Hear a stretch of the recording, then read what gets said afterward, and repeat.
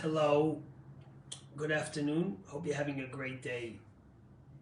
So we all watched and were glued to the news on Saturday night as we heard the horrific news of the 4 hostages taken in a temple in Colleyville, Texas. And we were nervous. We didn't know what the outcome would be, and we knew from other cases of shows that were attacked that the outcome was not good. And we prayed and we hoped, and miraculously we found out that all 4 hostages were saved, and we all breathed an air of euphoria, of happiness, of thank God this ordeal ended the way it did. I chose not to speak about this, and I contemplated a lot because I wasn't sure if I should mention this or not. But as the days go by and I think about it, I think it's imperative that we take lessons that might be painful from this story. And although it ended in a case where no one was injured, the outcome could have been very different. And the question is, what do we learn and what do we know for next time? You know, it's ironic or kind of eerie that the day that this story happened, the Shabbos that this hijacking and hostage taking took place, was the day we read in the Torah about the war that the Jewish people had with the Amalekites. This is after the Jewish people were cornered between the water and Pharaoh. So 2 wars, 2 anti-Semitic nations coming to attack the Jewish people. But it's interesting because in the first case, God tells the Jewish people, Hashem yilachem lachem va'atem tacharishun. You shall let God fight for you and just be silent. God will do the fighting. But yet when it comes to the story of Amalek, God specifically commands Moses, B'char lecha anoshim.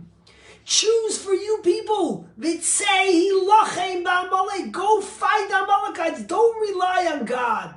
You need to get out there and fight and stand up for what it means to be a Jew. And the question is, why? What's the difference between the 2 cases? And there's many interpretations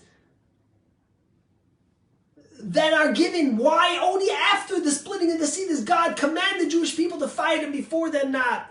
But I was thinking after I heard this story on Shabbos, on Saturday night, that maybe, just maybe, God was telling us the message that even in a case when God makes a miraculous ending to a tragic story and the Jewish people are saved, we still have to go out there and fight. Fight what? We're freed already, the hostages. But you have to fight the apathetic media. You have to fight the fact that it takes time and question to recognize that someone who comes into a temple on a Saturday and takes 4 people hostage while spewing anti-Semitism on live Facebook feed. Yet the media and even the FBI director questions his motives. On Saturday night, the FBI director said that we know the motive was focused on one thing and one thing only: freeing this jihadist woman who was sentenced to 86 years in prison. And it wasn't about anti-Semitism. He had to take that back on Sunday, but that's what he said. He didn't mention to us that this woman that he wanted freed wasn't just a jihadist, but she was a rabid anti-Semite. When she was sentenced, when she had her court case, she said she wants no Zionist or Israel-loving person to be on her jury. She said they should take genetic testing to see if they were any Jews or Israeli-loving people. And in fact, after she was sentenced, as she was leaving the court, she said, this is a sentence coming from Israel, not America. Clearly a person who spewed tremendous hate toward the Jewish people. And this guy came in and took hostages in a shul on Shabbos while spewing hate, while demanding her release. Check the newspapers, check the AP, check the New York Times. They didn't mention any of this about her. And in fact, they didn't even question The motives. In fact, in the New York Times, it didn't even make it to the top of the stories. God says, even when it's Hashem Yilachem Lachem, even when God fights for you, it still needs to be Tzevi Yilachem. We still have to go out and fight. We have to fight the double standard. You know, I saw Barry Weiss wrote in her piece that when it came to the Tree of Life in Pittsburgh, and since the attacker, the shooter, was a white supremacist, and he said things about Hitler and Nazism, it was clear cut. The media said it. The media rallied around it. But yet when it came here, since it was a different type of terrorist, suddenly it was questionable, the motives. Suddenly they weren't sure what his motives were. We have to search more. Even when President Biden said that it was anti-Semitic, he says we're not sure why. What does that mean? Imagine if he said that by one of the other cases. So that's the first thing. It's not enough.